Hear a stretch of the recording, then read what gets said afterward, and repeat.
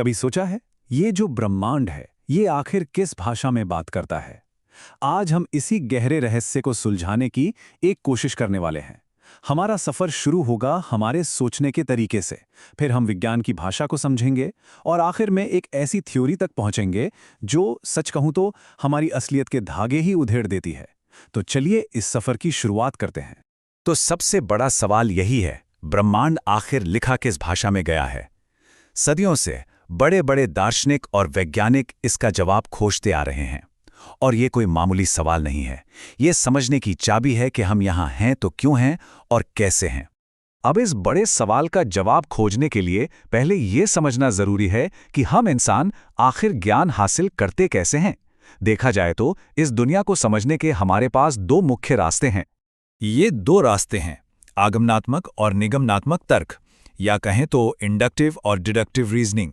इसे ऐसे समझिए, आगमनात्मक तरीका एक जासूस की तरह काम करता है। वो छोटे छोटे सुराग यानी स्पेसिफिक घटनाओं को देखता है और उनसे एक बड़ी थ्योरी बनाता है। वहीं दूसरी तरफ निगमनात्मक तरीका एक गणितज्ञ जैसा है, जो एक पहले से तय नियम से शुरू करता है और फिर उसे अलग अलग मामलों पर लागू करके देखता है। चलिए इस आगमनात्मक प्रक्रिया को एक आसान से उदाहरण से समझते हैं। मान लीजिए कोई सस्ती एयरलाइन की फ्लाइट लेट हो जाती है। ठीक है, फिर देखने में आता है कि अरे उसी एयरलाइन की 20 और फ्लाइट्स लेट हैं। अब इन सब अनुभवों को जोड़कर एक थ्योरी बनाई जा सकती है ना, कि सस्ती एयरलाइंस तो हमेशा ही लेट होती हैं। पर यहाँ एक बात ध्यान रखने वाली है, ये सिर्फ एक अंदाजा है, कोई पत्थर की लकीर नहीं। क्या पता 21वीं फ्लाइट एकदम टाइम पर हो। अब देखते हैं निगमनात्मक प्रक्रिया को। इसमें हम एक स्थापित सत्य से शुरू करते हैं, जैसे सभी जीवित चीजों को पानी चाहिए। इससे एक परिकल्पना बनती है कि तो फिर जमीन पर रहने वाले सभी स्तनधारियों को भी पानी की जरूरत होगी। इसके बाद डेटा इकट्ठा करके इस परिकल्पना को टेस्ट किया जाता है, और अगर डेटा इसे सही साबित करता है तो हमारी शुरुआती थ्योरी और भी ज्यादा पक्की हो जाती है। तो विज्ञान इन तरीकों का इस्तेमाल कैसे करता है? असल में विज्ञान अपनी थ्योरीज को बनाने और परखने के लिए एक बहुत ही खास भाषा का इस्तेमाल करता है, और वो भाषा है गणित। और यहीं से एक बहुत ही अजीब, बहुत ही हैरान करने वाली बात सामने आती है, जिसे कहते हैं नंबरों की अतार्किक प्रभावशीलता। देखिए, महान खगोल शास्त्री गैलीलियो गैलीली ने सदियों पहले ही कह दिया था कि यह ब्रह्मांड एक शानदार किताब है जो गणित की भाषा में लिखी गई है। ये सिर्फ कोई खूबसूरत लाइन नहीं है, ये मॉडर्न साइंस की बुनियाद है। ये बताती है कि ब्रह्मांड और गणित के बीच कोई बहुत गहरा और शायद रहस्यमयी रिश्ता है। लेकिन यहाँ एक बहुत बड़ा फर्क है, विज्ञान और गणित एक चीज नहीं है। कोई भी साइंटिफिक थ्योरी हमेशा गलत साबित होने के लिए तैयार रहती है। बस एक ऐसा ऑब्जर्वेशन जो थ्योरी से मेल ना खाए और पूरी थ्योरी गिर सकती है। पर गणित अलग है। ये एक शतरंज के खेल की तरह है। एक बार नियम बन गए तो उन नियमों के अंदर जो भी साबित हो गया वो हमेशा हमेशा के लिए सच है, वो अचूक है। और यहीं आके सबसे बड़ा रहस्य खड़ा हो जाता है।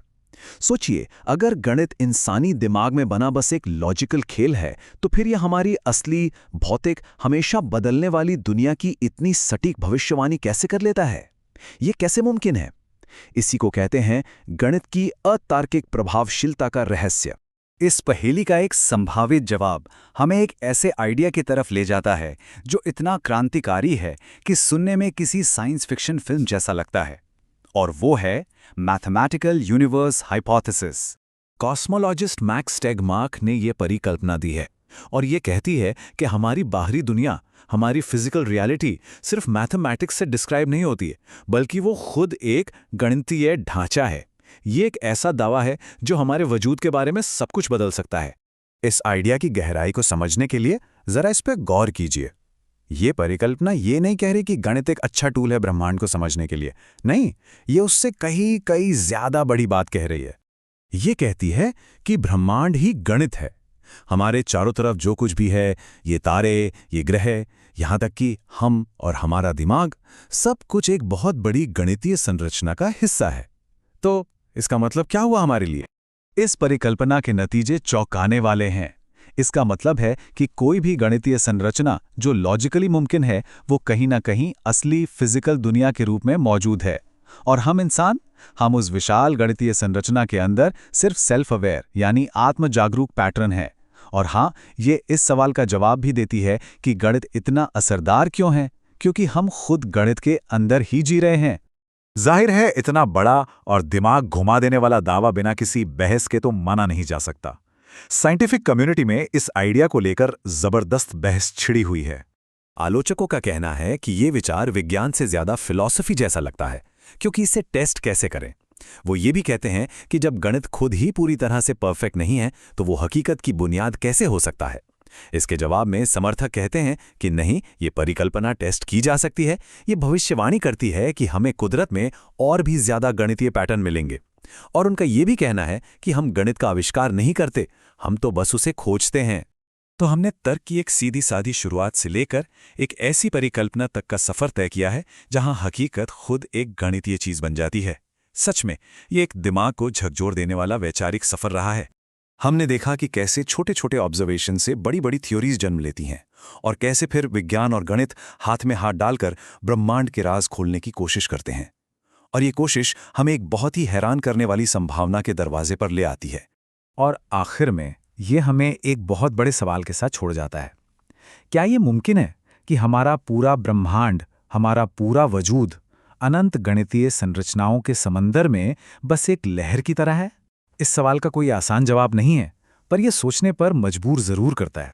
तो अगर यह दिमागी सफर पसंद आया हो और ऐसे ही और भी रहस्यों को समझने में दिलचस्पी है तो इस चैनल को लाइक और सब्सक्राइब जरूर करें। हमारे साथ जुड़ने के लिए बहुत बहुत शुक्रिया।